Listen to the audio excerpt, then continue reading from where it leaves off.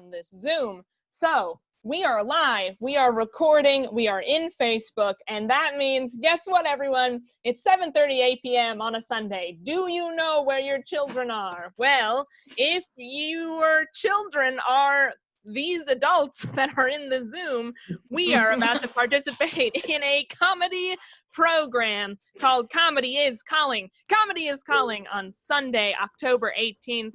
I am your host, Stacey Axler, and I am putting on this show in partnership with Capital Cider House. Capital Cider House, we love you. We miss you. More on that later. But everyone, I am thrilled. I am just so happy that comedy was calling today, because I think everyone would agree with this. You just need some comedy in your life some days. And today was one of those days. Today was one of those days. So we're starting the show. And if you're watching this, you've made a really good decision in your life to watch this show and choose to see comedy, because you could be doing anything right now. You could be watching Netflix. There's a wonderful show on it called The Haunting of Bly Manor, which I'm really tempted, if I didn't care about comedy so much, I would say just go watch that. But I'm not. That's how much I care about comedy, is that The Haunting of Bly Manor takes a backseat to comedy, and only comedy. You could be doing that. You could be grilling outside. You could be washing your car. But you made the very good choice about watching comedy today. I have 5 wonderful stand-up comics. I have a wonderful improv troupe ready to perform for you all. And I know what you're thinking. Stacey, stop talking. Let's get to the comedy. Agreed. Totally agreed. I am so thrilled about our first stand-up comic for this evening. I'm just going to say, I've missed her. I've missed you so much. But guess what? Through the power of the internet, we got her. She's hysterical. You are going to love this performer. Please make some noise from wherever you are for the very funny Kate Blansett, everyone. Oh, thank you. Thank you. And welcome to the audience that we have not lost to Netflix after Stacey's really good pitch of all the wonderful things you could be doing right now. For those people who have stayed, I hope I don't disappoint. Well, gosh, everyone, we got an election coming up. Anybody noticed? Something, a lot of people are talking right now about like the polls, and everyone's saying like, we'll be fine. Just look at the polls. Joe Biden is ahead in the polls. And to me, people who still trust the polls after 2016, they're the same people that like let their cheating exes back in their lives. It's like, honey, they lied once and they're gonna lie again. But they say, fool me once, shame on you. Fool me twice, and the CDC now predicts 500,000 Americans will be dead in January. So let's learn from our mistakes. Yeah, Jesus. Jesus can't save us now, sir. A lot of people in the pandemic have been like cooking all these wonderful things and posting about it on social media, which is great. But like as I scroll through, like I get so hungry and I'm getting all these crazy cravings. Like, do you know what sounds really good right now? Another stimulus check. That just sounds like. I'm very shocked that the government expects us to survive 7 months on $1,200. I did the math, and that pans out to about $5.71 a day, which does not cover the essentials, Netflix, Hulu, and Spotify. So I don't really know what they're thinking. The pandemic is like making my family like want to reconnect, which is actually really beautiful, you know? My mom sent me this really thoughtful text the other day. She was like, when are you going to pay your cell phone bill? I was like, oh, you remembered. Trying to connect with my dad too. It's not going as well as that. I try to, you know, talk to him and tell him about my issues, but he's a pastor, so he always passes the issues on to God. And when I really need like advice from my earthly father, he tells me I should probably go to my heavenly father. And I feel like that's just, I feel like he just needs to step up, you know? Jesus can't handle all my problems. Something I should probably ask my dad for advice on, but I don't, is dating. I'm not wasn't good at it. I was once dating this guy, and we were both actually really into role play. Our favorite characters to play were happy couple. Unfortunately, we were very bad at it. We broke up because he told me I was too childish, but his universal password was Mangina Man 2008 ! So I don't even know what to say to that. A little bit about me. Sometimes my friends call me dramatic, and that makes me want to fucking kill myself. I can be a little dramatic, I guess. I have a weird relationship with like pain when it comes to pain, because a lot of times I feel like doctors don't take my pain seriously, right? And like women's pain seriously. Like I was at my dermatologist, the last time I was at my dermatologist, I was like, I have this mole that's painful to the touch. And he was like, well, are you sure you're not just on your period? And I was like, no. No, being on my period doesn't mean, like, that doesn't account for all my pain, And my therapist said the same thing. I was telling her that I was having some very dark thoughts, and she was like, are you on your period? Which is actually not a fair question to ask, because like 25% of the time I am. So like statistically, yes, I suppose every once in a while I am. But I feel like that's still issues that need to be fixed. But that's just me. That's my hot take. A little bit more about me. I don't know if you can tell because of my camera fuzziness, but I look very young. I feel like my vibe is like Build-A-Bear Workshop Bear come to life. And it's not always good. It's not always good to look young because you get attention like from creepy guys. It's actually, it's not their fault. Like I have a face that was made for an Amber Alert, and I see that. But they still come up with like some just weird stuff. Like a lot of guys recently have been telling me that I look like the girl from Juno. And what they're trying to say is that I resemble Ellen Page. But what they're actually saying is that I look like a pregnant teenager, which is not the compliment that they think it is, Also, if you're gonna do like an Ellen Page reference, like why choose Juno when Whip It is right there? Yes. Thank you. We've got some Whip It stands. It's also not good to look young, like, because sometimes guys say like scary things, right? Like I was once on a date with a guy, and he took me by the hand and he looked me in the eyes and he said, "You are a child molester's fantasy." And at the time, like I was super open-minded and desperate. So I engaged. And I was like, "Oh, you mean like you admire my childlike sense of wonder?" And he was like, "No, like you look like a child. Having sex with you would be like having sex with a child, but legal." Which, thank you for clarifying that. But don't worry, I actually ended up winning that relationship. I ended up ghosting the guy. He sent me this very pathetic text that was like, "I don't think we should see each other anymore." And I never texted him back. So everyone take notes. I was telling this story to a friend of mine. I'm so sorry, I can't deal with it either, which is actually why I'm here. I was telling this story to a friend of mine the other day, and she was like, at the end of the story, she was like, "Well, thank God you didn't sleep with him," which apparently made the 4 times I slept with him very pathetic. The more you know. I am dating somebody new now. I have a new boyfriend. I can't wait for him to find out. He knows we've been living together for about a year now. And before we moved in together, I asked him, I was like, "Are you sure you're ready to make this commitment to me?" And he goes, "Let me put it to you this way. I'm not the kind of guy that takes a dog back to the pound." And I was like, "Great. Well, I hope you're the kind of guy that doesn't understand metaphors then." Things are really good with him though. The only thing is it's a little bit weird because like him and my brother have the same name. So like things in the bedroom can be a little bit awkward, right? Because my brother was so much better. It's like, how do you tell someone that, And that is actually what I planned to end on. So Stacey, I'm gonna give it back over to you.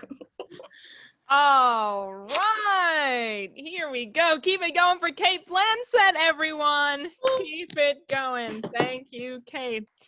I was literally reaching for my DVDs are right over there, and I have Whip It and Juno right over there. So Nice. yeah.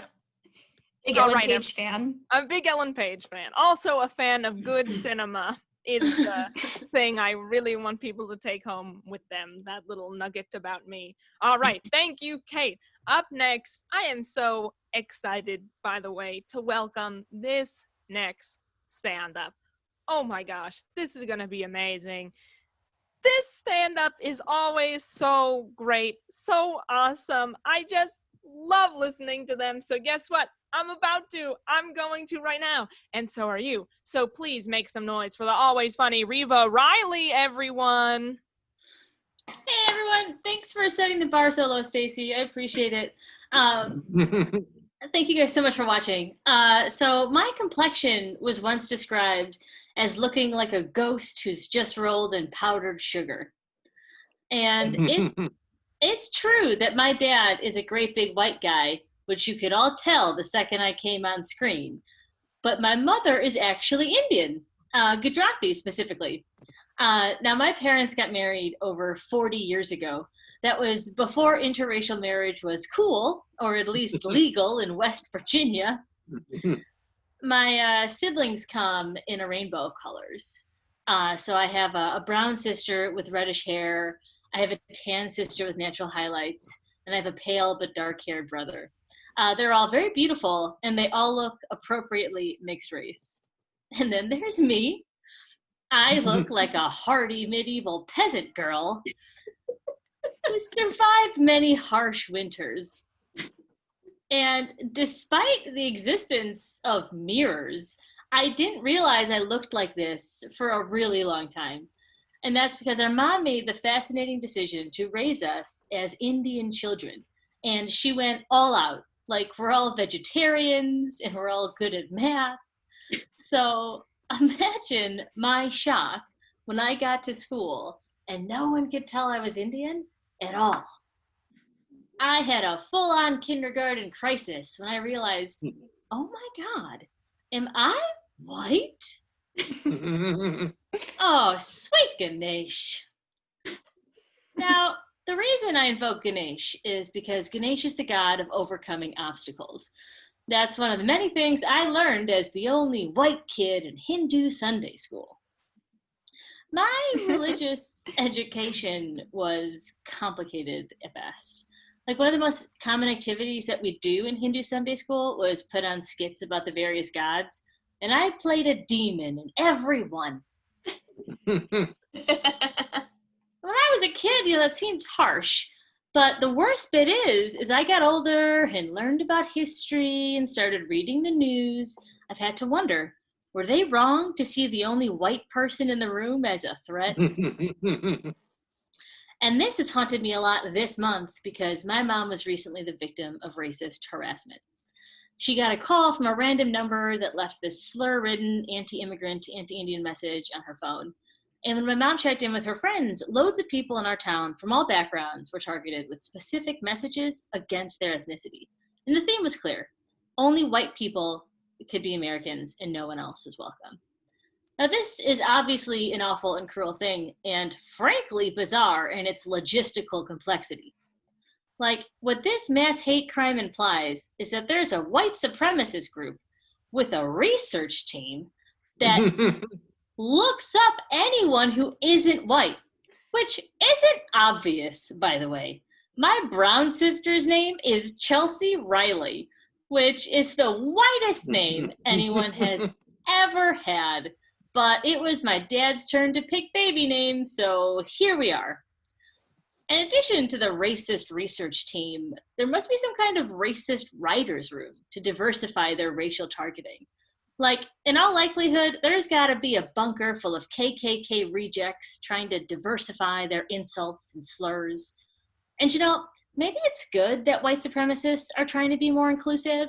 It's kind of wholesome in that hate crimey kind of way. Like, you can imagine them.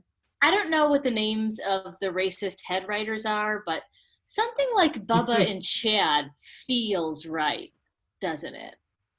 And we can all imagine Bubba and Chad curled up behind swastika-themed typewriters, arguing about who gets to record which racist screeds. Bubba might be mad because Chad has recorded the anti-Filipino message for 3 weeks in a row, and Bubba is sick of the Malaysian beat, but at the end of the day, they kiss and make up over the N-word. What I fear is, in some sense, did I do this to my mother? Am I complicit? Am I Bubba and Chad? After she got the robocall, my mom said, half joking, half serious, do I need to be scared of white people now? And it was like, we should have been scared all along. All of us. Even other white people. Of course, white people are quick to absolve me. Here's what they tell me. You're not responsible for the actions of others of your race. That's only something Black people and Hispanic people, Middle Eastern people, and you know what, we have to run to Pilates. Let's just abbreviate with the sordid brown folks have to deal with. White people are quick to comfort my mother too. One of them told her, you married a Riley. You're an honorary white now. That is an actual thing someone said to my mother. Granted, it was 40 years ago, and they were drunk, but in my book, that does not absolve them. I've got white cousins who will come over to my parents' house to eat my mom's delicious homemade Indian food and easily turn around to vote for the incumbent candidate in this upcoming election. Now, I know I'm not special. We all have white people in our lives that are letting us down. White people. Now, they really confused me for a long time. For a while, I conflated white people and Catholics because the town I'm from is super Catholic, like basically all of us descended from Irish Catholic immigrants. And at one point growing up, I was certain that Santa got gifts for white kids and Ganesh helped out the brown ones. But then I made a Mexican friend whose family was super Catholic, like gave my Irish grandma a run for her money. Meanwhile, I didn't even know Jesus was involved in Christmas until the 4th grade. Bunch of us were chatting at research about our Christmas break plans, and my friend mentioned their family was going to Mass, and I was flabbergasted. I said, you have to go to church? But it's Christmas. I thought Christmas was a get-out-of-jail-free card for church. Now, one thing I've known for a long time is that I wouldn't make a good Catholic because I ascribe to a minimalist aesthetic and believe that children should be seen and not fondled. And I thought when I was young that the fact that I was Hindu and not Catholic meant that I couldn't be white. But, of course, it's more complicated than what I realized when I was a kid. For pretty obvious reasons, my mom has mixed feelings about the way I look. She wanted a daughter so bad, and I was her first, which is probably why she had 2 more. She was tired of people thinking she was my nanny. Super dark, right? But it hasn't all been doom and gloom. My mom appreciates the humor of everything, and she's even managed to profit from it. So here's the scene. I'm 16 years old. Now, when I was 16, I had the same mask that I do now, but it was arranged differently. It's basically a walking Picasso painting. Adolescence is hard. So I'm at a neighborhood party, right? And I'm scanning around for my mom. And it's probably clear that the town I'm from is blindingly white, like so white. And all the minorities and people of color tend to stick together and form their own little community. So my mom always had a diverse cast of friends, unlike the TV show. So finally spot my mom, and I walk over to her, and she's chatting with a friend of hers who happens to be a Black woman. And when my mom sees me, her eyes lit up, and I felt really nice for a second. And then she yanked me over to her friend and said, Linda, this is my daughter, the one I was telling you about. And Linda took one look at me and started laughing so hard she could barely stand. And that's not what you want when you're a 16-year-old embodiment of cubism, is it? Finally, Linda manages to gasp to my mom, Jyoti, you were right. Lunch tomorrow is on me. And Linda leaves. So I asked my mom, Mom, what was that about? And my mom chuckled and said, well, I was trying to tell Linda about how white you are, and she didn't believe me. So she said if I wasn't exaggerating, she'd get the check for lunch tomorrow. I was like, Mom, were you betting with a Black woman about how white I am? She was like, yeah, but at least I won. Lots of my mom's diverse cast of friends got one of those racist robocalls. One of the lessons I've had to take away from the way I look and the advantages it affords to me is that in so many fundamental ways, we don't get to pick who we are. Other people pick for us. Other people, Indians, Caucasians alike, looked at me and decided I was white. Collective decision that made my life easier. Most of the time, those collective decisions don't make people's lives easier. Collectively, society's decided that Black and brown people are dangerous and alien, and real people suffer for it every day. And it's easy to feel powerless about this, but I've been trying to remind myself that it's true that people have the power to choose who we are, but we also have that power over others. And I think we should consider really carefully what we do with it. Anyway, thank you so much for listening. My name is Riva Jyothi Riley. Have a great night. Oh my gosh, keep it going for Riva Riley, everyone. Thank you, Riva. Everyone, guess what? I am thrilled about our next performer. This person is actually one of my oldest friends. We met in college, which we met over 10 years ago, which makes me feel a little old. I'm going to be honest, but this is not a show about my own vanity. This is a comedy show, so we'll table that when I do stand up a little bit later. But everyone, I am just so thrilled about this. I cannot wait. So without further ado, I'm just so excited. Without further ado, please make some noise for the very, very funny Io Duarte, everyone. Hi, everyone, to what I imagine is uproarious applause in your living rooms. Hey, MTV, this is my crib. Welcome. We have, if you want to see behind the curtain where I piled all of my bullshit over there, that's 2 dog crates stacked on top of one another. I just want to let you guys know what the dream looks like. So I dropped my phone and I'm good. Y'all, I don't know what you guys have been getting up to since quarantine, but I have gotten really into like plants and jerking off, and I'm not sick of plants yet, so like that's been really fun. That's like a cool thing that happened. I'm excited because like I have a lot of friends. I haven't done any shows since quarantine started, and I had a lot of friends who were like, "Oh my God, want to watch your show," and I'm really excited about that. But at the same time, I'm transgender and I have been taking hormones since like January. And so I'm feeling like I'm relating the most to Caitlyn Jenner at this time of my life than I ever have in my life. Cause it's like, I feel like I disappeared and I'm like reappearing and people are like, who the fuck? That being said, I'm wearing about like a drag amount of makeup because puberty is ravaging my skin. But trust me when I say I do have a mustache and my voice is darker. Deeper. That's what voices do, right? But no, in terms of the Caitlyn Jenner thing, I feel like now I just use like register as a Republican and go back to the 90s and hit someone with my car and not get in trouble for it. So I'm actually really excited to do that.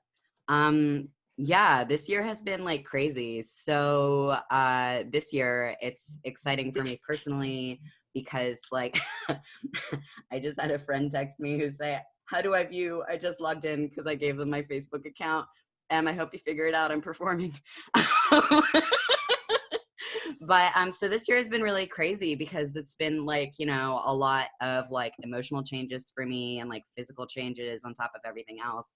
And I would say like, unfortunately, just like personally, I feel like the low space of this room has been that like I was dating a straight guy for a year. And then he dumped me because he decided he wasn't going to be attracted to me later in my transition, which is tough, right, Stacey? Fuck that guy.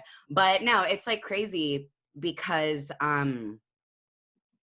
we had been having sex the whole time and he decided within 24 hours, which is like, wow. But honestly, I think the thing that bothers me the most is just like the lies. And then like going back through our relationship, I'm like, thank you, Stacey. Going back through the relationship, I'm like, how did I not see the red flags?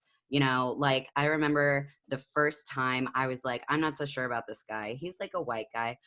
We were at Chipotle and he ordered carnitas. I should have known.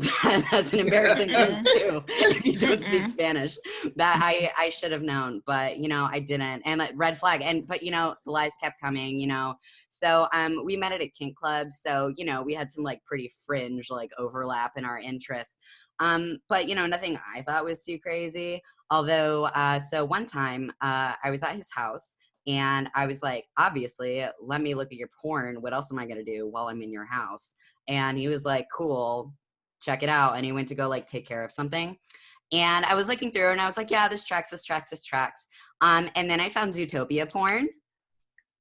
And it was a lot. And I was like, okay, it was troubling. And like, let's just say, not to yuck anybody's yum, It's cool if you're into whatever, but I was like, hey babe, like, what the fuck? And he was like, oh, I don't even know how that got there. Like, he was like, sometimes, I just did like, and like, in the moment I was like, yeah, that totally makes sense. In the moment he was like, yeah, I just did like a mass download, that probably just like got in there.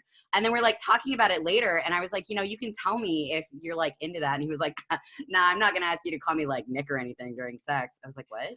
The main character from Zootopia. In hindsight, lies. Lies. You know what? Maybe if he had been honest with me, I could have saved the relationship. And that being said, I think we're good. But no, it is really exciting though, because like I have been like taking further steps in my transition and I'm like super pumped about it. It's just like so interesting, like generally with like queer and straight people, like the way that oh my god, sorry, my dogs are like fighting in the background, so if you hear them, just ignore them. But it's really interesting because I feel like straight people either really lean into the idea of like gaydar, or they're just like not about it. So like recently I met with a hair client who we were talking, and I was doing her hair, and I mentioned I'd gone to college for like history, and I said I wanted to be a professor. She's like, oh, what do you want to be a professor? And I was like, oh, women's studies, haircut. And she was like, oh, I mean, I just thought you had a cool haircut. And I was like, yeah, I do have a cool haircut, but I'm also like super gay. And she was like, oh, I didn't actually say that. I just said women's studies because her mom was there. But it was like, this like weird covert conversation we had, like strictly about undercuts. But on the other side of that, I had a client one time who she cracked me up. She was talking about, she was with like a group of her friends, and she was talking about how her dog, her golden retriever, hated men, but he loved gay men, which is a super cool and not gross thing to say. And so he hated men, but he loved gay men. And she was like, he even knew that like my friend in high school was gay before he knew he was gay, because like he loved him in high school. And so we were all like, oh, he's totally gay. And then in college, he was gay. And she's like going on and on about it. And I was like, I think your dog makes people gay. And she was like, no. And I was like, well, like, I didn't know he was gay, right? And she's like, yeah. And I was like, but your dog knew? She's like, yeah. I was like, your dog totally makes people gay. I was like, I think your dog is where gay people come from. And she got really upset. Her friend thought it was funny. So it was a win in my book. I'm super into it. Oh my gosh. But like, okay, I just want to say, dating right now is hard, right, guys? But like it generally speaking, even in like the real world, dating is very hard. And like getting back to Zootopia because it doesn't haunt my dreams. I will say, I feel like, to be fair, everybody is a furry until they're like 10, and then they grow out of it. Because you think about your first crushes, right? You got your Simba from Lion King. You got your Robin Hood. You got Ariel from The Little Mermaid. And I will say my most controversial opinion is that if you are into mermaids, you are a furry, because they are fish. They are not humans, they are fish, and I will die on this hill. I feel like a political ad. I'm like, I know my sister's watching on her big TV. They're fish. Like, how terrifying is that? It was like some Big Brother shit. I love it. But no, truly, I mean, at least furries like have that going on, like they walk out there with their little like tails and their like ears, and people know what's up, like I feel like if I go up to a woman, I'm like, hey, she's like, hey, are you looking for a friend? And I'm like, yeah, I've never had a conversation like that. But let's just say it's hard to hit on other queer people. That's like what I'm trying to do. Oh no. Oh my goodness. All right, guys. a weird part about transitioning is I have been changing my pronouns. Well, I haven't been changing my pronouns. They've been changed. For about the past 5 years, I've been using like they, them pronouns, which is I am a non-binary trans-masculine person. And so I use they, them pronouns. And it's interesting because people like really struggle with the idea of it, which is fine because it's uncommon language, you know, and so you have to like incorporate it into like how you speak. But like one time specifically, it's just like how some people just truly can't wrap their head around it. I was at a bar like last year with a guy I was seeing who presumably also was into weird stuff, never got that far, but I can only imagine. But so I was at a bar with this guy, and just to like set the scene, it's like this dive bar outside of Baltimore, and I ordered a whiskey Coke and they brought it to me in a pint glass. Like this is a huge ass drink. And so there is like this super drunk guy floating around. He comes over and talks to us, and my friend refers to me as they. And this like drunk guy like looks at me. He's like, "Are you pregnant?"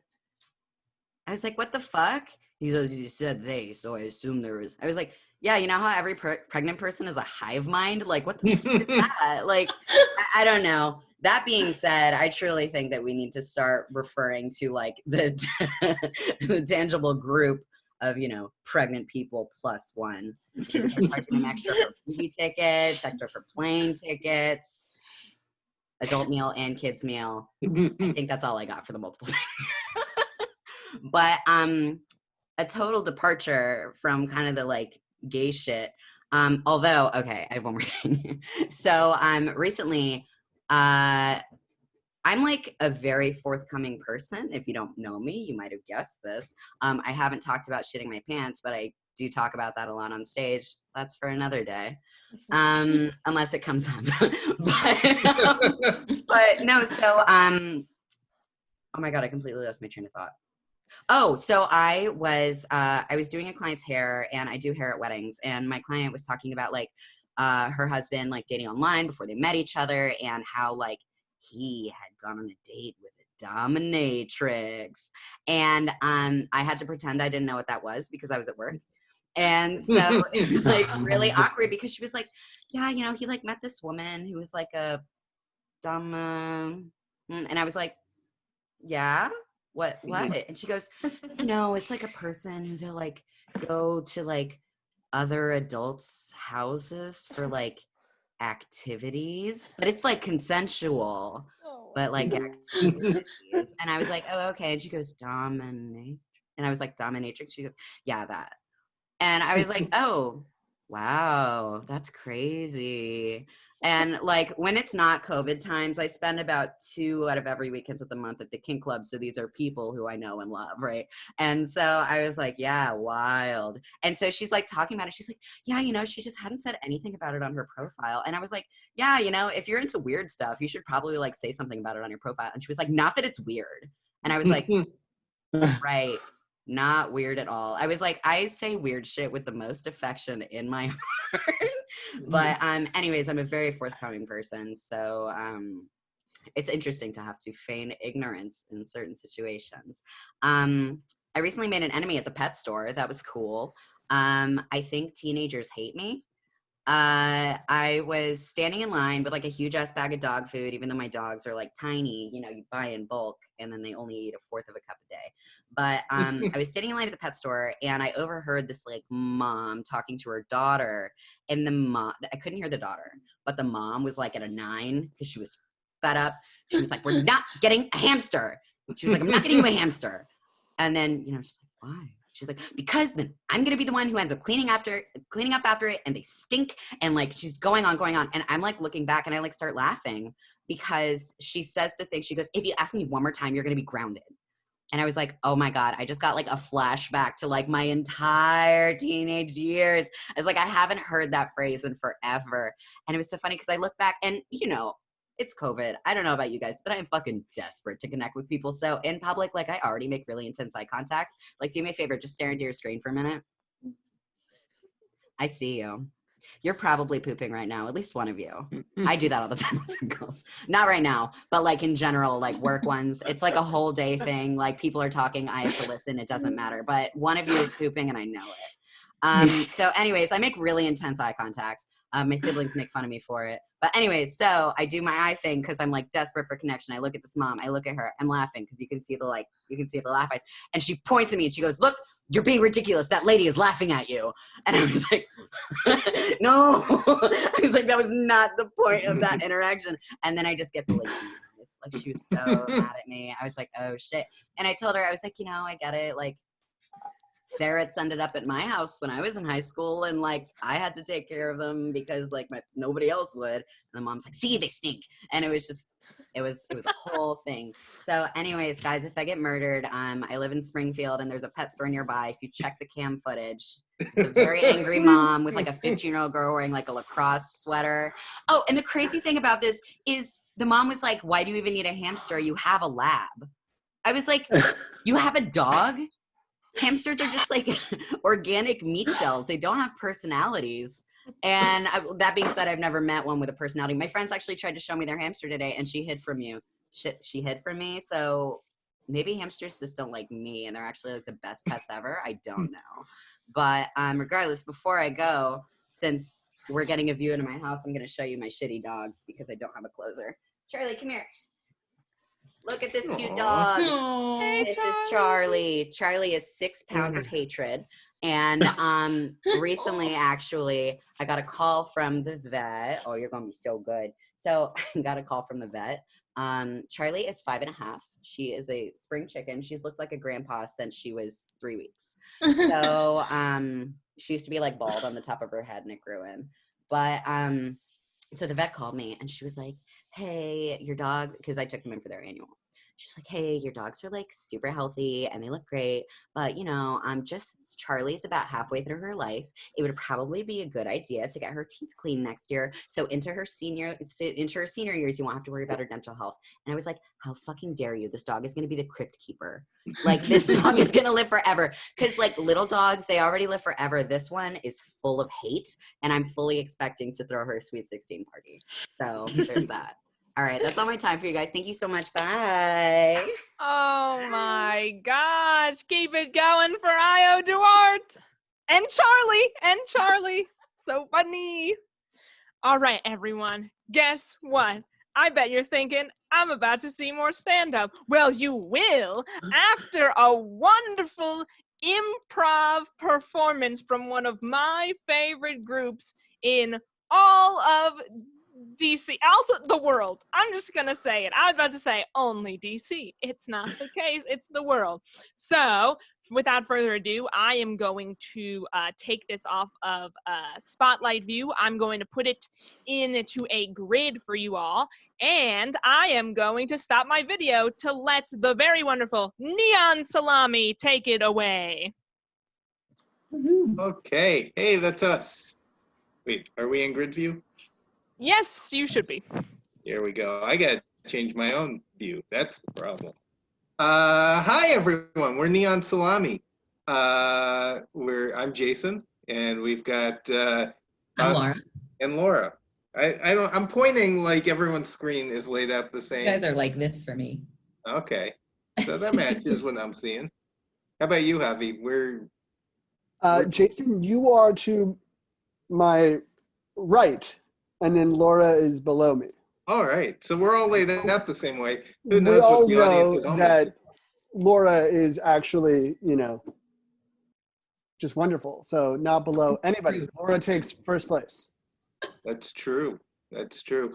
This has been an amazing show so far. I loved all the comics we saw, and I especially loved Charlie the dog. Superstar. How's everyone doing? Pretty solid. Another fall Sunday afternoon, watching some football, hanging out on the sofa. Yeah.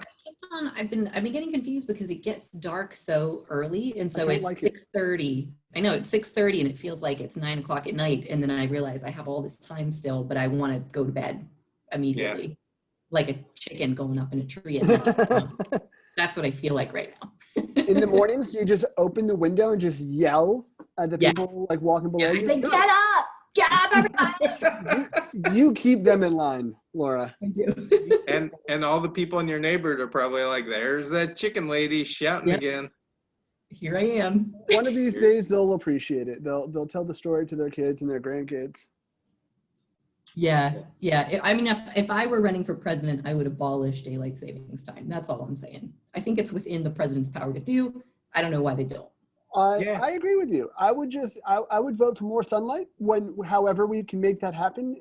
I don't know if this world needs to rotate faster or slower. I think we can figure that out. We'll put Elon Musk on it. I just vote for more consistent sunlight during the winter months. I think it needs to rotate slower during the day, but faster at night. Which would really screw the people in Asia, but like that's like American foreign policies to screw people in other countries. So why not? That's their problem. All right, let's call Elon Musk and make that happen. Deal. But in the meanwhile, let's do some improv. Deal. Yeah, we so for those of you watching, we're going to improvise a documentary for you, because that's how we've all spent the pandemic, is watching documentaries, right? So and kind of living through one as well. That's true. That's true. Like years from now, there will be like Netflix will be doing a documentary on COVID. Yeah. Have you before we get serious about being funny, have you seen The Social Dilemma yet? Speaking of documentaries. No, I've heard about it though. That might be my late night watch tonight. Yeah, I haven't seen that one yet. Look into it. It's about Google and Facebook and the algorithms and how they route content that they think you will like, but then that obviously affects the polarization of because you're only reading content that they think you will like, so you're not seeing opposing views, and then Sounds about right. Counter argument. Okay, so as I understand it, the central thesis of the documentary, as you described it, is these social media platforms are terrible and ruining our lives. What a concept. Counter argument: everyone's watching us on Facebook and YouTube right now. So go Facebook and YouTube. Yeah. But we also have some people here, other comics, our host, and so forth, and so we're going to improvise a documentary, but we need a suggestion from those folks. Laura, what were we going to ask? I've completely forgotten. So I think we need a couple of suggestions. So we want to know a couple things. So we'll start with the first thing. So what's just some of your favorite fall activities, everybody? And you feel free to take yourself off mute and tell us. I like decorating for Halloween. Taking in that fresh October air. Taking in that fresh October air. I like that. Anybody else? I like pumpkin flavored beer. Pumpkin flavored beer. Stacey, we were almost there. We were almost on the same. I saw your message just on the same page. I was going to attribute it to, Anonymous. I like being a little chilly. Being chilly. Yeah, it's getting to be that kind of weather. I haven't put pants on since March. I've been wearing shorts, and I think it's time to break out the pants again. Jason, I just bought special COVID pants. Man, this is just going to turn into just pandering for 10 minutes. Yeah, so I looked very carefully for pants that I can wear to bed, and then to the couch, and then to work. But then also, if I happen to go outside for God knows why, but if I were to go outside to do something, I could wear them outside and not feel like a schlub as well. And I'm very happy to report that I think I have achieved that goal. The perfect, all-purpose pant. It sounds like you just bought joggers. I did. That's exactly what. All right, where were we? All right. So we got some great fall activities. What else do we need to know, Laura? So why don't we hear from people, favorite celebrity, historical person, character from another time? Who do you admire? Who do you not admire? I like Cher. Ooh. Cher. She's a celebrity, not a historical figure yet. I'd say she's both. She's definitely a celebrity, and Petering. Yeah. Jane Goodall. Earhart. Oh, sorry. Oh, I like Amelia Earhart. I heard Amelia Earhart, and then I heard another one, but I couldn't make it out. Jane Goodall. Jane Goodall. Yeah. We're doing All right, good I on- think we've got enough. I think we've got enough info. Okay. All right. Okay. All right. All right. So I think we're going to do a documentary for you all today. It's going to be about a time when Jane Goodall left her apartment to enjoy the fresh October air and shop for pants. And this is a documentary about that.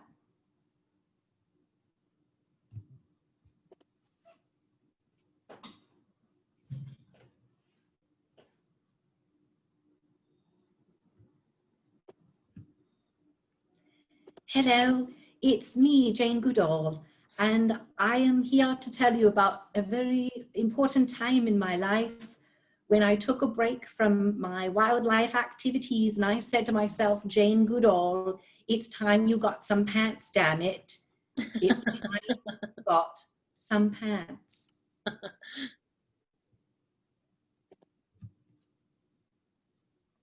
My name is Jackson, Wyoming. I run the Pants R Us over on the corner of 5th and Main. We're the biggest pants store in all of the 5th Street corridor. There's a bigger one over on 7th, but we don't like to talk about them. It was a crisp fall day. I remember it well because I was putting up the Halloween decorations in the store when who should walk in but the one and only Jane Goodall. She's famous. As you know, I'm quite famous. And I want to give you a little bit more background of why I needed pants. And it's because I had to accept an award. And usually, you know, I go about the outside world in my khakis and I look very cash and I've got kind of that natural glow about me.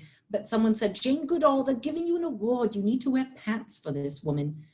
And I said, where do I go and what do? I wish I had, like, for example, a personal shopper, because even when you're a genius woman changing the course of history related to biology as I do, don't we all need a personal shopper? And when you go into the store, or don't you need an InStyle magazine to tell you something about something? I am Jane Goodall, but I am only human after all. My name is Howard Smith. For the last 20 years, I have made my living entirely by being Jane Goodall's off-bug spray dealer. I work exclusively with Jane, and I ship her hundreds of bottles of off-bug spray every single quarter just to keep those bugs off her as she is helping those monkeys and those other little critters in the forest. So I have been told, and this is very disturbing news, that Jane is considering purchasing pants. Now, that puts my entire livelihood at stake, and I'm very concerned. So my one request is that Jane Goodall hear my pleas, that why do you need pants when you have great spray that'll take care of the critters, take care of the bugs, take care of your legs, and keep you looking sleek and fine in your shorts. What a better time to be alive when we have all of these wonderful chemicals that you can spray all over your body to do all kinds of things. And then they get into the dirt and then they make the soil extra wonderful for the plants to grow. And I'm telling you, it is 1995 and the chemicals that we are putting into this earth is just going to help the human race live another 2,000 years. So very exciting times to be alive. There's a little bit of a backstory that I feel the need to tell you. You see, I have had a romantic dalliance for a very, very long time with the man who supplies my bug spray.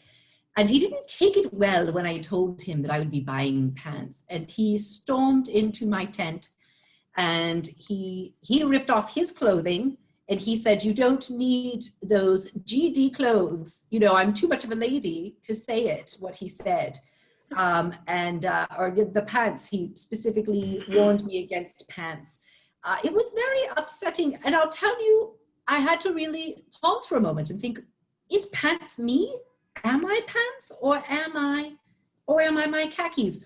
Am I trying to change who I am just because I'm getting recognized by the world for an award? And it really gave me a moment to pause. And so I visited with my friend Coco, who's the gorilla, you know. And we sat together and he held my hand and he said to me with sign language, "Don't go changing just to please me." And I thought, well, you've got a point, Coco the gorilla.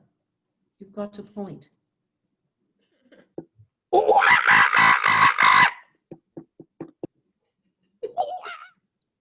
Don't go chasing waterfalls. Yes, I am the official translator for Coco the gorilla. She has a limited vocabulary. She can, of course, say, "Don't go chasing waterfalls."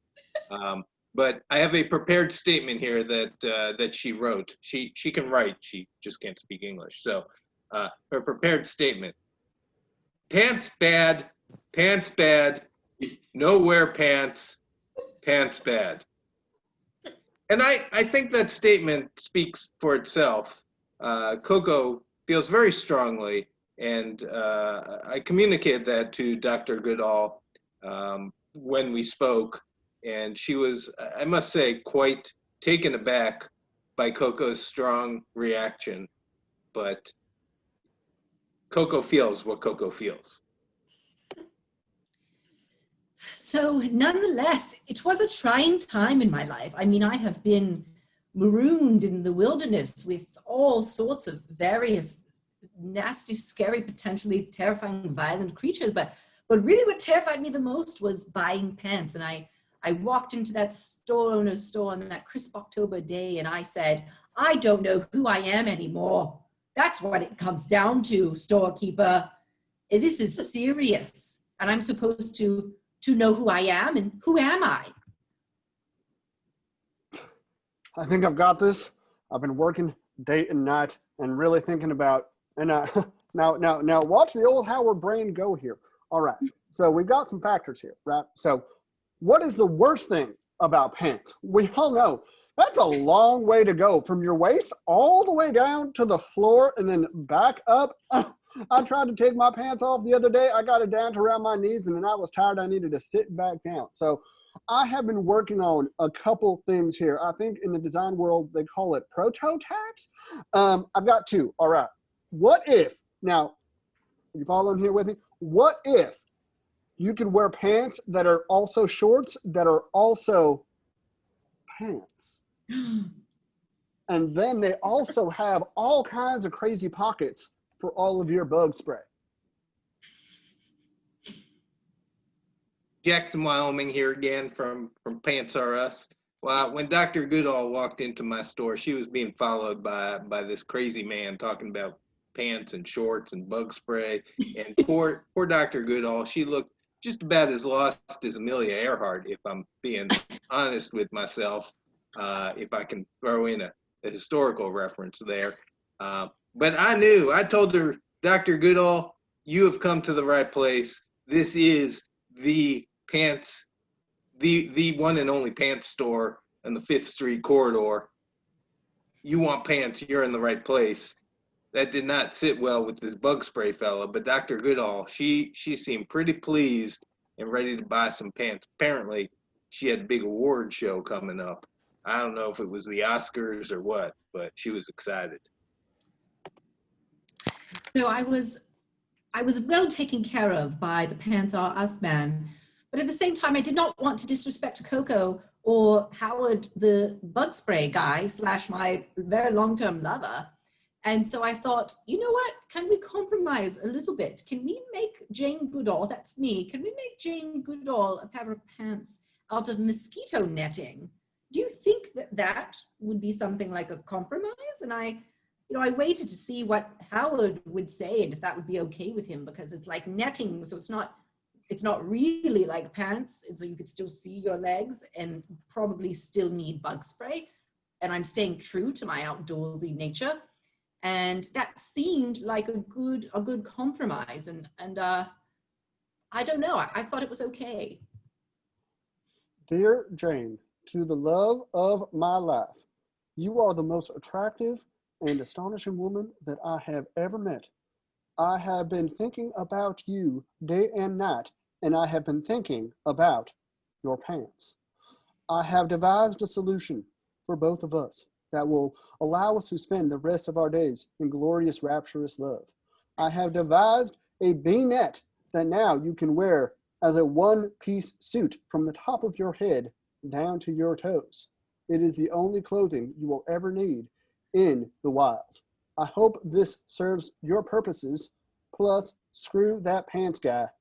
Love, yours truly, Howard the Bug Guy.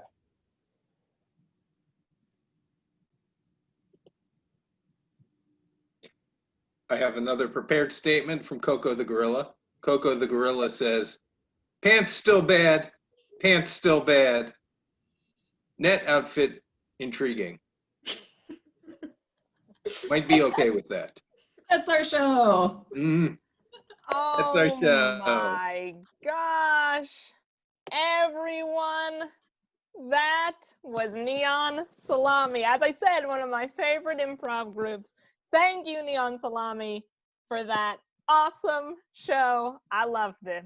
Well, guess what, everyone? We're moving right along. We are charging ahead, and we're about to do more stand-up. And we're about to do stand-up from me, your host, Stacey Axler. It's time. Oh, thanks, everyone.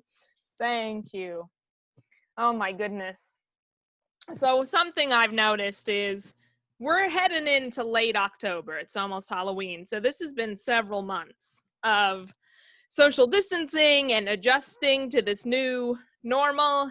And in my opinion, this is never going to be normal, but that's neither here nor there. But what I've seen from the power of the internet is that a lot of people are taking this time to make the world a better place. A lot of people are inventing things that can help people in their communities.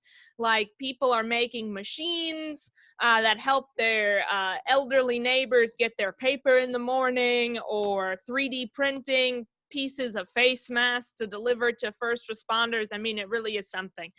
I decided I wanted to do something like that, but I don't have the ingenuity to actually invent something from scratch. So I've worked on improvements. All right, so I have improvements for already created products. All right, so here's one. I think this is really gonna hit everyone. I think this is gonna take me to the top, but here it is. A plugin for Uber Eats that instead of showing you all the options it shows you only three, no more, because you need to make a decision. Because who's with me? I'm just too indecisive when it says, what are you feeling? It gives me like 20 options. I've called my parents before, just needing someone to make a decision. Just saying, I don't know how to decide. I can't decide. I will take this to the sharks, Kate. I like that show. Here's another one. It's another adjustment. A plugin that makes all ads that appear on YouTube between midnight and 5 a.m. soothing, because I can't handle these scary advertisements anymore. I'm done. I'm done with the scary advertisements. I have enough sleep issues as it is, to be totally honest with you. I'm struggling with it, everyone. I'm struggling with it. Sleep is a strange thing. You know, it's one of those things, it's pretty much one of the only things where when you want sleep, you cannot fall asleep. You physically cannot fall asleep. Like, even when you do everything you're supposed to do, you rub lavender on your feet, which I've read on the internet works for some people, doesn't work for me, and you lay in bed and it's 10:30 p.m. and you're like, I'm doing it, this is it. You just can't fall asleep. But then when you're at work the next day and you're in a meeting and you're like, I am not gonna fall asleep for this, that's when your eyes start drifting close and you're like, no, I am not going to fall asleep. I'm not gonna do it. You only get more tired. It's like your brain is out to get you. It's like, it's a paradox. It's a paradox. That's the definition of what a paradox is. Something I've noticed during this time is a lot of people are coming forward saying that they think their children are possessed. I don't know if you've seen this, but I have. a gentleman went on Dr. Phil saying, please help, my son is possessed. I don't know if anyone else here watches Dr. Phil. I'm ashamed to admit that I watch Dr. Phil regularly, but he hooked me and I don't know what he did. But here's the thing about it. It's strange to me that now when people are forced to spend a lot of time with their kids, they're like, oh my gosh, my kid is possessed. They refuse to accept that maybe their child is just bad. Maybe their child's just a bad child. And I mean, it happens. You don't want to be the parent of a bad child, and I'm not that old. As I said earlier, I was talking about me and Io. We've known each other for 10 years. I'm 28, almost 29, not yet 30, but the train is slowly but surely pulling into the station. But like, I don't know, in the 90s, I feel like everyone was all jumping on the bandwagon of, oh my gosh, my child is so bad. I was always painted as the bad child. Not by my parents, by the school. My teachers did not like me. I was too creative for them. I honestly, that was the problem. I was the child that would assign people to be characters in a class. Characters of plays that I wrote and made up in my mind. And, you know, here's the thing. Here's the thing, everyone. They say they want engaged children at schools, okay? But they really, they always say, they said this to me, why can't you all be more like Matilda?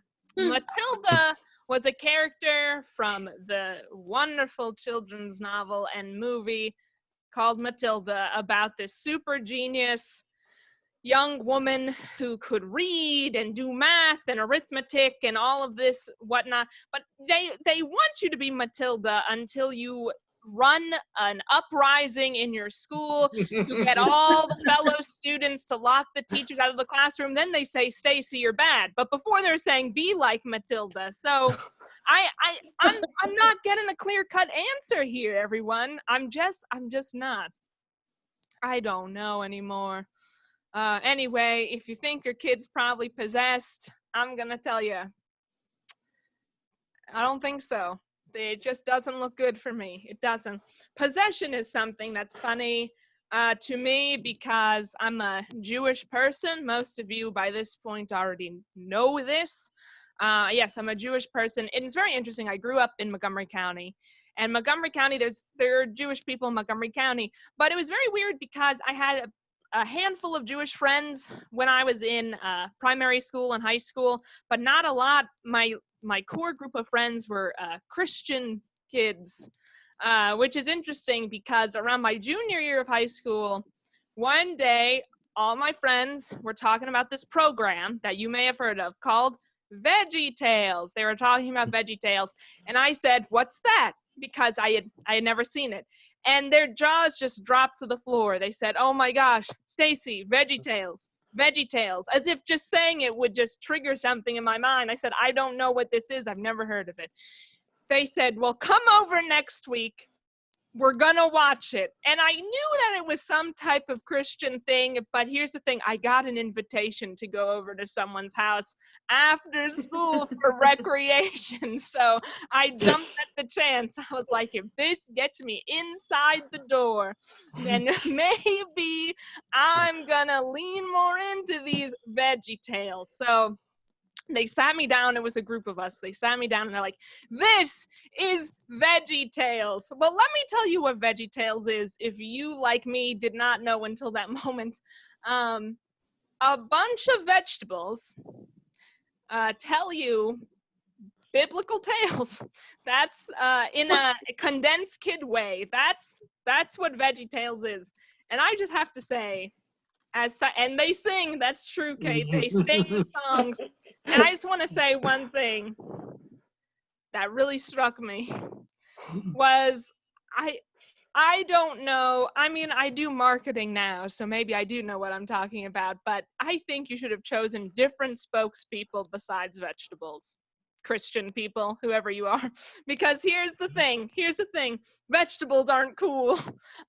Maybe I would have considered Christianity a little bit if it was like a hot dog and maybe a dinosaur talking to me. But if it was just a tomato and a cucumber or whatever the green one was, I wasn't sold on it. I wasn't. I think this is what the VeggieTale people need to realize. You need to entice people to come over to your side.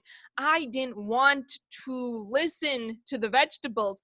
If they were cool, I may have wanted to listen to them. Anyway, I still got the invitation, everyone. So I still got the invitation. So thank you, VeggieTales, for that one thing. Also, they sang a wonderful song about a bunny. I don't know what that biblical tale was. I couldn't tell you. I'm sure that was supposed to be the takeaway, but it was a wonderful, Kate. You know what? I did like that one song about the bunny. That was good. 11 years later, sometimes I'm doing my day-to-day and I'm like, the bunny. Yeah. I don't know what the biblical tale was. I don't know what the bunny was something they weren't supposed to be worshiping. Yes. Thank you, Kate. Kate, talk to me after the show. Who else here misses book surprises? Now, I'm seeing some quizzical looks. So some of you might not know what I'm talking about. Some of you might think it's a surprise endings or cliffhangers in books. That's not what I'm talking about. What I'm talking about is when you check out a book from a library and then you open it and you realize people have left their items in the book. That's a book surprise. You open the pages of the book and stuff falls out of the book. Oh my gosh, I love book surprises. That's why I check out things from the library. Not to read the book, but I'm like, I think this book has some good surprises in it. You will not believe the amount of guitar picks I found, but it goes beyond that. It's beyond that. Little notes, little pieces of Christmas cards. I love it. I just love feeling like I'm involved in other people's lives. I love it so much. Oh my gosh.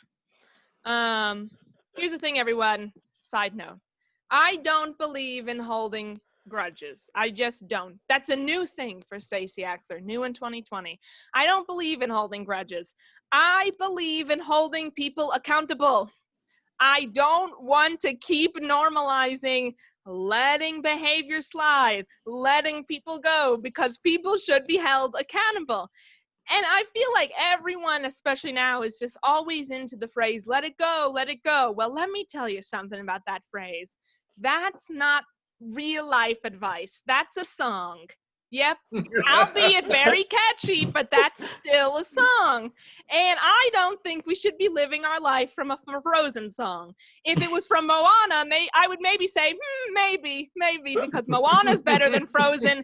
And if you want definitive proof about this, ask my baby cousin Kendall. She just turned 3, and she sat all the way through Moana, didn't move nary a muscle, but for Frozen, she was out. So that's the proof right there, everyone. But for me at least, I express my anger when I am angry. I express it very quietly. I always have. So that's why I buy pencils. Yes, I'm now a prop comedian.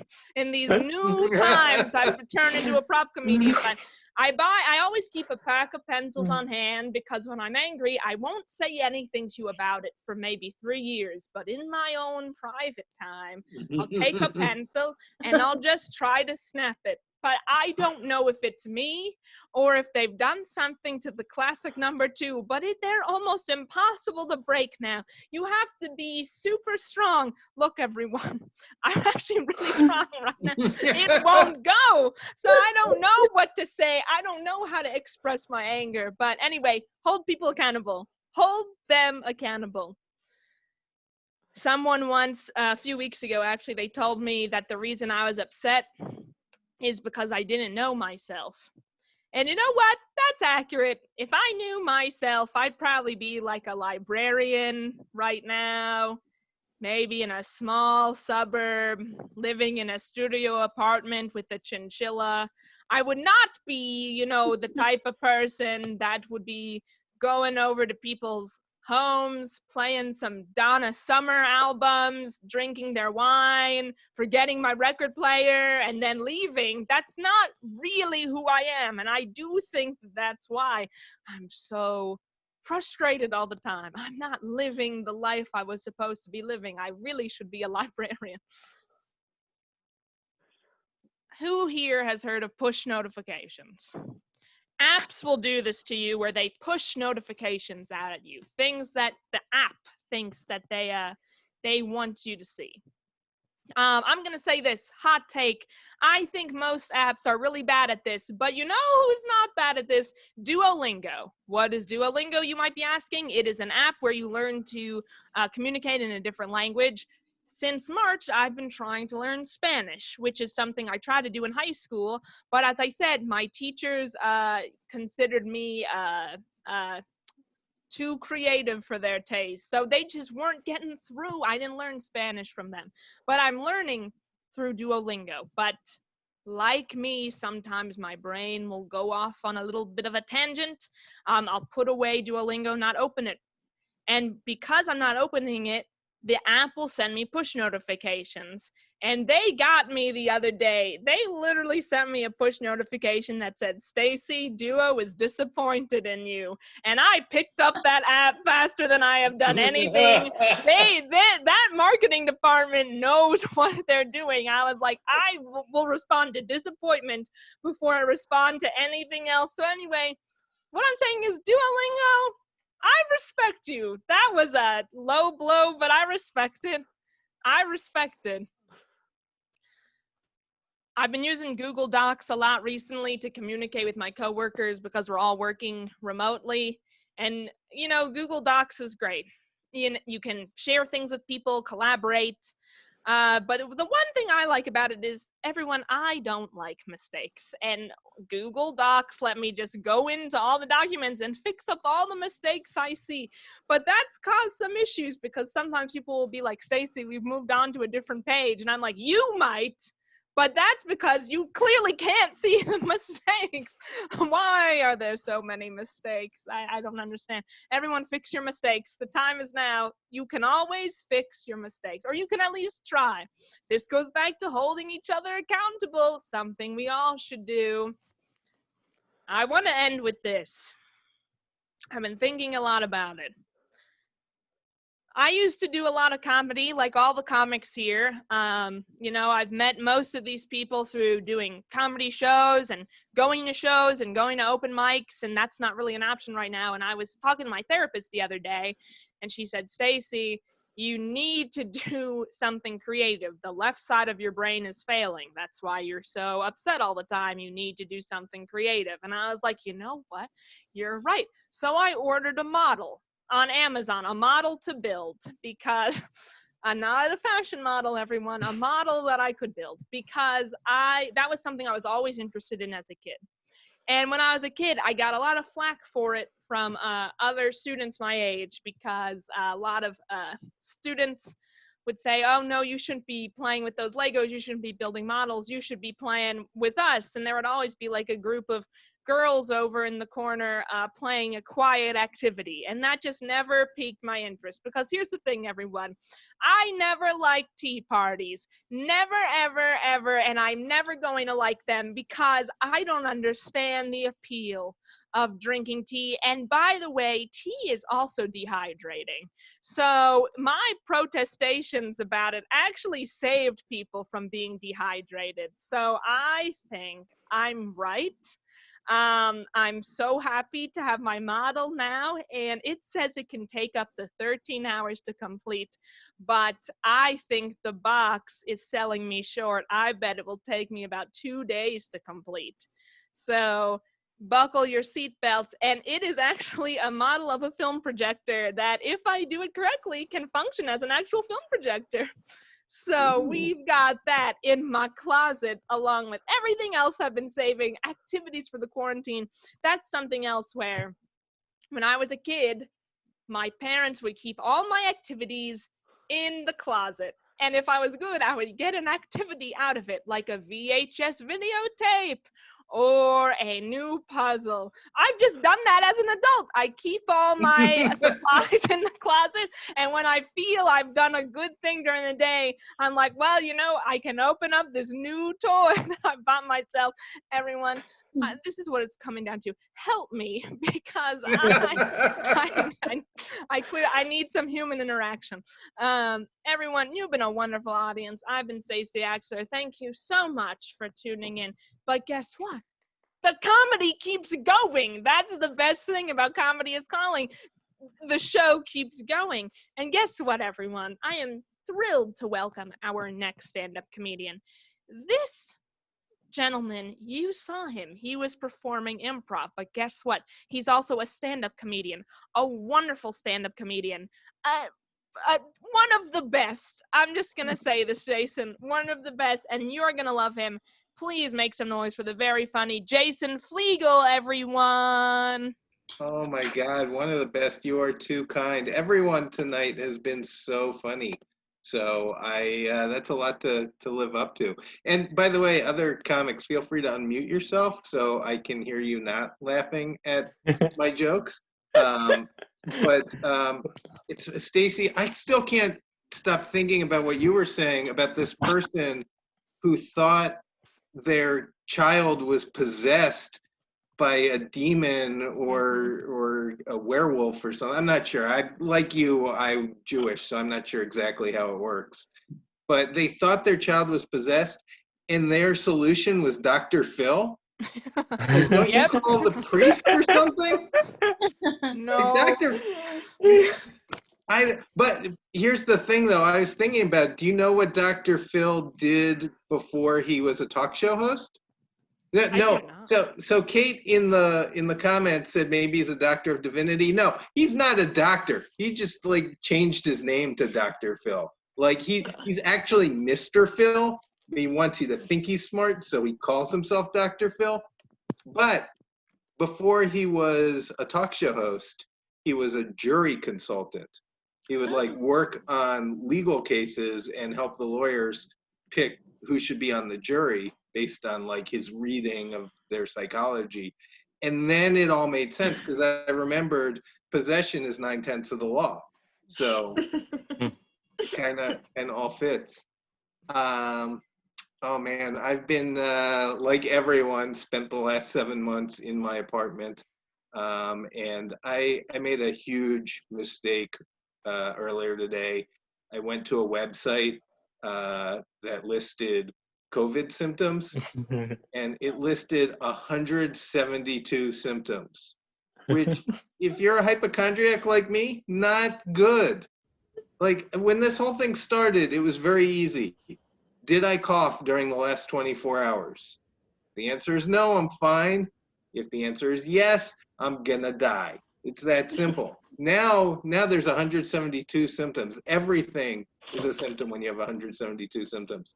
That website listed being too tired, it listed not being tired enough, and it listed being the right amount of tired. Those are all symptoms. I don't know what to do. One of the symptoms it listed was excessive anal bleeding, which I just want to know what is a non-excessive amount of anal bleeding? Any anal bleeding, that's too much for me. And I've been thinking about COVID a lot because a couple of weeks ago, my neighbor came down with COVID, and it's fine. I hate the guy. No, I shouldn't make light. He has since said that he is cured. He's doing great. So good for him. I don't have a lot of sympathy. It's his own fault he got COVID. He was always going out without a mask on. Right before he announced he got sick, he had a big party, invited a bunch of people over to his house to announce his Supreme Court pick. So, that's the weird thing about living in Washington, D.C. is the president of the United States is literally my neighbor. And he never shows up to the homeowner association meetings. I should just point that out. But it puts things in perspective when you're watching the news, because if you live anywhere else in the country, maybe you see a news story about the president of the United States is holding a rally on the White House balcony, and you think that's the kind of stuff Mussolini did. But for me, it's just my neighbor's out on his porch yelling at people in his yard again. That's just Donnie being Donnie. Oh man, it's been this quarantine. I've been spending it the same way probably everyone has, by thinking about dried fruit. That's how I spend my time, and I've got it figured out. See, in the cutthroat world of dried fruit, like the raisin, that's your superstar. Like everyone loves a good raisin. Some of you may be saying you don't, but you're lying. You're lying to yourself and you're lying to me if you say you don't like raisins. Raisins are basically the Justin Bieber of dried fruit. Like you can claim you're not a believer, but somehow raisins keep winding up on top of the charts. Just accept it. Look, if you get a job in dried fruit and they assign you to raisins, just put your feet up. You're on easy street. You got it made. The cranberry is the wannabe of dried fruit. You guys know what they call a dried cranberry? It's a craisin. Who are you trying to fool, dried cranberry? Nice try. You're never gonna make it on your own until you step out of raisin's shadow. Craisin is basically the Casey Affleck of dried fruit. At this point, Craisin has an Oscar, but he's still just Ben Affleck's brother. Get over yourself. Take a page from the dried apricot. He doesn't try and fool people into making them think he's a raisin. No, he's humble. He just says, "Oh, hi, I'm dried apricot. You may be familiar with my hydrated form, regular apricot." Very humble. Very humble. The plum. Now the plum is the master of disguise. Have you ever seen a plum? It's like this big, sexy fruit, juicy, like the kind of fruit you can brag about to your friends. And then it dries out, it turns into the shriveled up prune. That's plot twist. I did not see it. This fruit went from Laura Dern to Bruce Dern. Right? When M. Night Shyamalan makes Dried Fruit, the movie, audiences are going to gasp at the plum scene. And Kate in the comments said, wait, prunes are plums? Yes, they are. That's what I'm saying. That's what I'm saying. No one saw it coming. And by the way, I know you're hearing me tell jokes about prunes and you think I'm going to do some kind of bathroom joke, but I'm not going for the low-hanging dried fruit. I'm just... Hey. People who are really into dried fruit, and they are out there, they will tell you that dried fruit is nature's candy. And what they mean by that is nature does not have candy. No. I mean, you know, raisins, nobody has ever confused a Kit Kat bar with a dried apple. That's not a thing that happens. Raisins are not candy. Chocolate covered raisins are candy, but also chocolate is candy, which tells me raisins are superfluous to the whole situation. Dried fruit, that's one of the 3 pillars of trail mix. It goes dried fruit, candy, and disappointment. Those are the 3 things. No, I'm kidding. It's the 3rd pillar is nuts, which are of course nature's hard candy.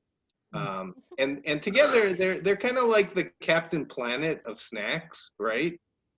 It's like raisins, peanuts, store brand M&Ms. By your powers combined, we are trail mix. And who came up with the name trail mix? That's some kind of marketing genius there, because I guess it's supposed to make me think like when Lewis and Clark went off to explore America.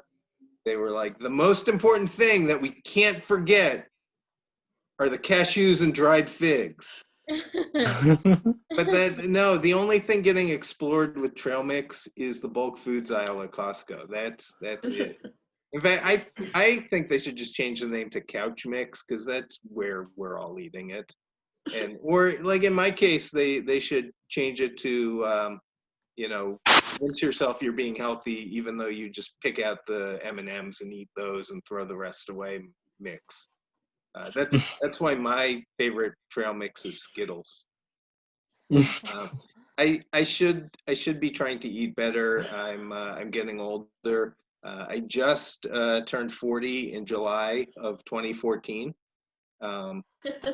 which officially makes me middle-aged. And if I'm being perfectly honest, like this This is not making it to 90. So for me, middle age was probably a good 10 years ago. But here's the thing. I'll give anyone younger than middle age who's watching this, I'll give you a warning. You're gonna hit a certain age where you're gonna start getting injured for no reason whatsoever. Like it's just gonna happen to you. And if you don't believe me, find someone who's middle aged and ask them to tell you about the last time they threw their back out, and they'll have a story for you, and that story is gonna end right when you think it's starting. They'll be like, "Oh, how'd you throw your back out?" Well, I got home from work and I took my coat off.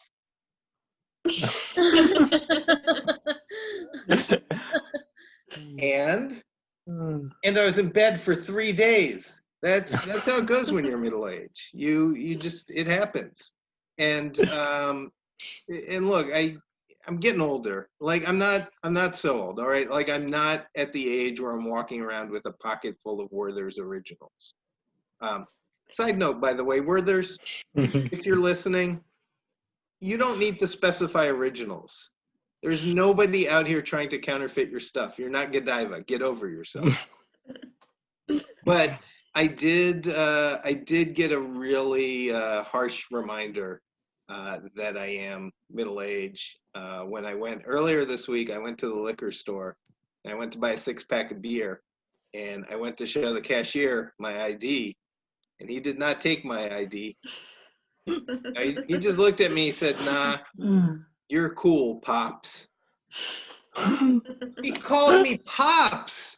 I was gonna kick his ass, but when I went to get my ID out of my wallet, I threw my back out. So. Hey, I've been Jason Fliegle. Thank you so much, Stacey. Thank you, Capital Cider House. This has been great. Oh my gosh. Keep it going for Jason Fliegle, everyone. Everyone, guess what? I am thrilled because right now I'm about to welcome our headliner, the headliner of the stand-up portion of this show, which is also this show.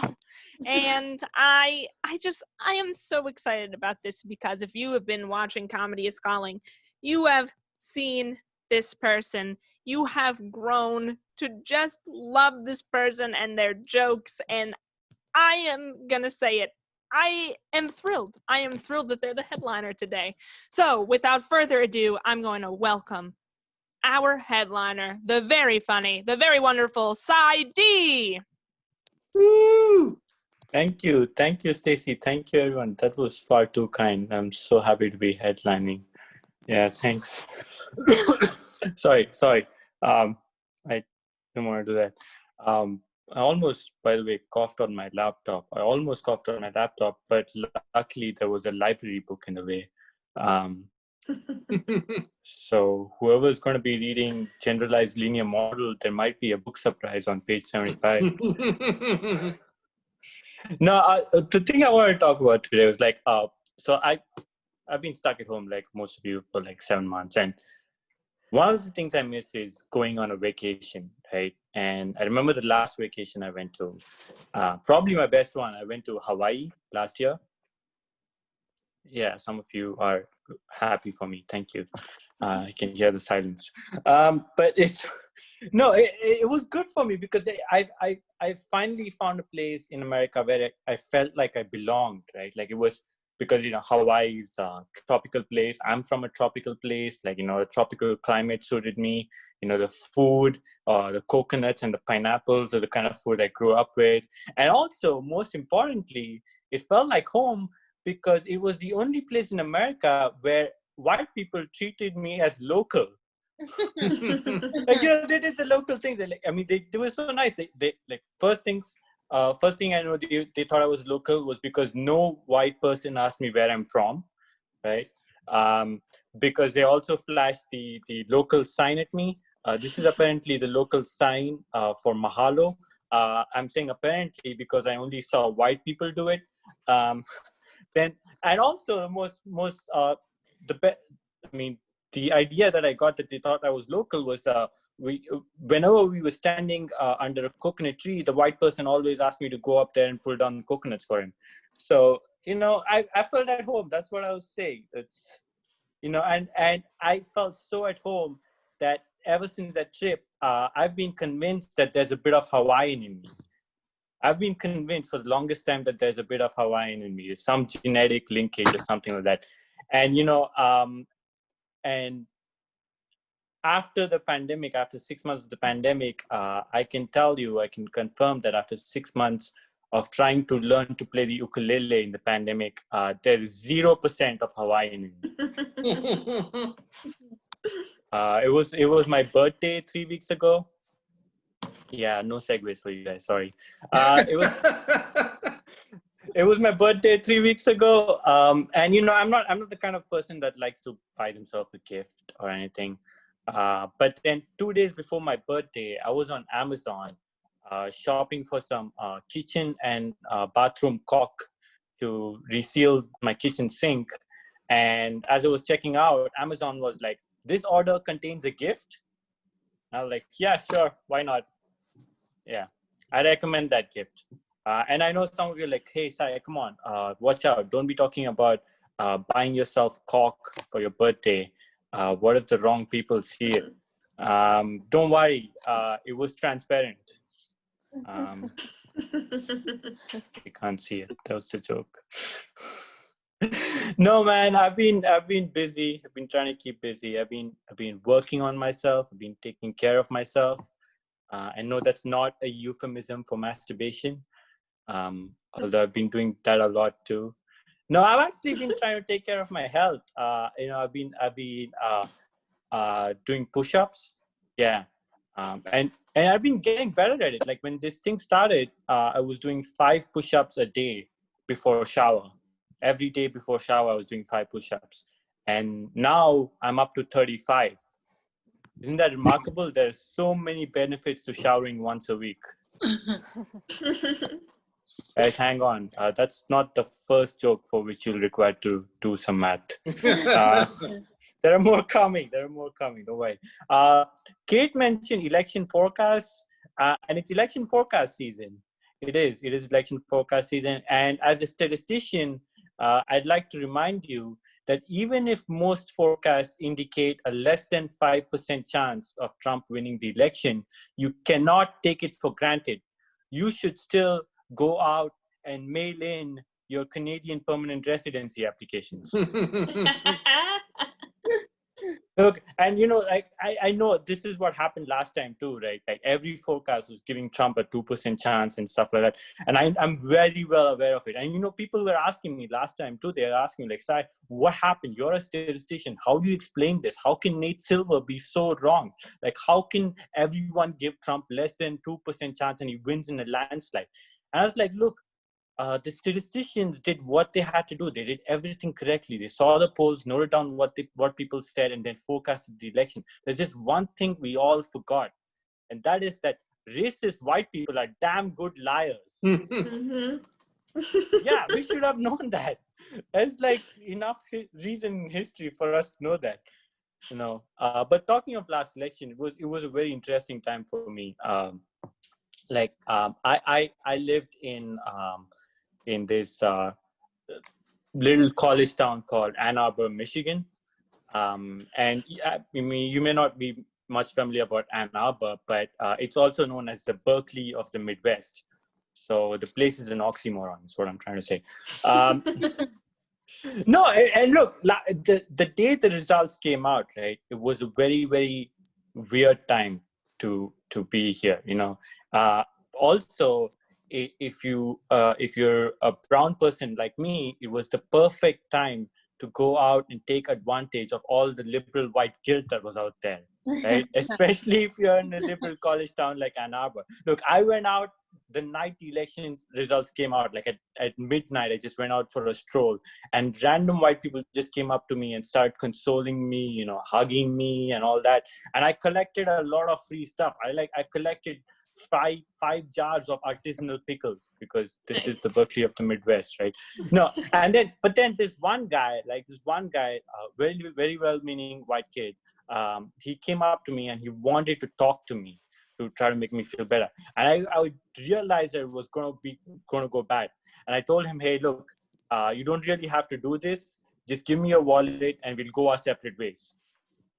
But he didn't want to do that. He insisted on talking to make me feel better. And here's what he said. He's like, hey, man, I know it's a very difficult time for you. But remember what Winston Churchill said. Winston Churchill said, democracy is the worst form of government except for every other form that's been tried before. Now, that is very inspirational. But Winston Churchill also said, Indians are a beastly people with a beastly religion. And he wanted to kill us all. Like, what the fuck are you doing quoting Winston Churchill to an Indian guy? Like, what are you going to do next? Quote Christopher Columbus to a Native American? Like this was 2016. I wanted to ask this kid, like, where are you going next? Are you going to go to Standing Rock and go to the protesters there and be like, hey, guys, I know you guys are losing your houses again, but remember what Christopher Columbus said, mi casa, su casa. Like, where was he going with? I'm just saying, even if you're well-meaning, you need to do your homework. What else, guys? I've been, like I said, I've been trying to learn things. I had like big goals in the pandemic. I was going to learn ukulele, guitar, Mandarin, baking. And after 7 months, I'm happy to announce that I learned how to floss. So I've got a hobby now, I guess. I don't know. No, I actually have been trying to learn Mandarin because I'm a realist. Oh yeah, that hurts. I know. No, I look. I just want to get educated the Chinese ways, so that when the Chinese come, I'll be ready to be re-educated. I knew that wouldn't go well in a Zoom meeting, but I was really eager to say that. Oh. Okay, I doubled down. Yeah. What are they going to do to me? What? Nothing that they all haven't already done, right? No, the real reason I want to learn Mandarin is because my partner is Chinese American, and I want to communicate with her family. I want to be able to communicate with her family, especially her 4-year-old nephew. Like I want to talk to him and play with him and teach him things. Like I want to teach him important things, like how all of Kashmir belongs to India. It's about time someone told him that, It's about time. Yeah. So how are you guys doing with the China virus? I just wish that they would stop calling it the China virus. Clearly, the Trump administration strategy of the yelling at the virus to go back to where it came from is not working. Just stop calling it. Like, okay, fine, I lied. They don't have a strategy. I mean, their strategy is hoping for herd immunity, right? That's why they threw that super spreader party. And for those of you who are unfamiliar, herd immunity is when like more than a sizable portion of the population gets the infection so that the transmission slows down or eventually stops. Now that is herd immunity. That should not be confused with herd immunity, which is why you guys won't laugh at my jokes anymore. I'm sorry, guys. I have this process where I come up with ideas and write new stuff when I take a shower, and I have to do 35 push-ups. No, what else was I going to talk about? Let's see.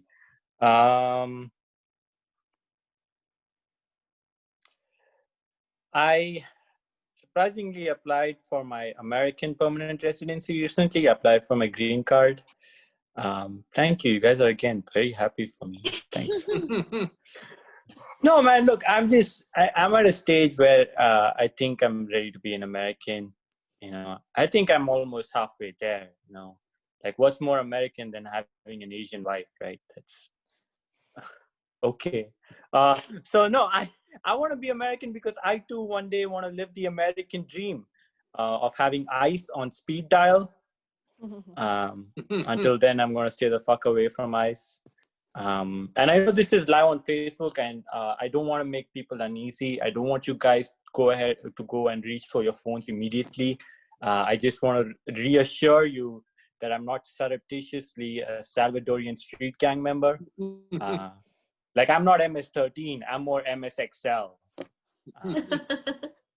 Like I'm not a street thug, I'm more of a spreadsheet thug. I really don't do drive-bys, but I can do really good divide-bys, all right? So please don't reach for your phones just yet. What else? Did you see that the Nobel Prize announcement came out? I only bring that up because the chemistry Nobel Prize went to people who discovered the thing with gene editing. And look, I don't know much about gene editing, but I do have a joke about gene editing. But I'm just not ready to tell it yet because it's way too long. I need to make it crisper. Thank you. I also have a joke about tax breaks for the rich. But I'm not ready to tell it yet. I can't tell you directly. You have to wait for it to trickle down. Okay. I have a joke about asymptotic theory. But I can't tell it because it only works when there are more than 30 people in the room. Guys, I'm a statistician, okay? Okay, last one here. Look, the election's coming up. I urge you all to vote. I know you're spoiled for choices. But look, I know some of you are critical of Biden and you have many criticisms. There are many criticisms out there. Some of them valid, some of them not so valid. Like some people think that Biden is too old, he's washed up. And I just don't think that's a valid criticism because Biden's only 78 years old, which means next year he's going to be in his prime. I leave with that. Thank you very much, Stacey. Thank you very much, Capital Cider House. Oh my gosh. Everyone, keep it going for Side D. And with that, we have unfortunately reached the end of Comedy is Calling. I know what you're thinking. Comedy is Calling doesn't end. You would be correct because technically it ends, but in theory it doesn't end because you can see us on the first and third Sunday and the second Friday of every month. So if you liked what you saw, you can just come back in November. We're going to have more comedy shows and they're going to be amazing. I want to thank all the comics that you saw today. We had comedy from Kate Blansett, Riva Riley, Io Duarte, Jason Fliegle, Side D, and we had Improv from Neon Salami. And I hear myself echoing, or I heard something. All right, but it doesn't matter. It doesn't matter because the show's over. So it all is, coming to you live through your speakers. At this time, I also want to thank our show partner, Capital Cider House. If we were able to have in-person shows, we would be at Capital Cider House right now. They are our wonderful bar and cidery right in Washington, D.C. We miss them. We love them. Capital Cider House, we love you. Hey, guess what? You can still support them. You can order their delicious cider and their other delectable items right from their website. You can check them out at capitalciderhouse.com. They also are doing a bunch of other stuff. You can place an order or you can go and get your things and pick it up right from Capital Cider House. Everyone, do it. Do it, because if you don't do it, you're just gonna be thinking about it. And what's worse, just thinking about it for several days and then doing it, or just doing it immediately? I'm a fan of just doing it immediately and not waiting. And I'm mostly saying this also because sometimes I too think about things, but no longer. There's not time to just think about it. You have to do it. You have to.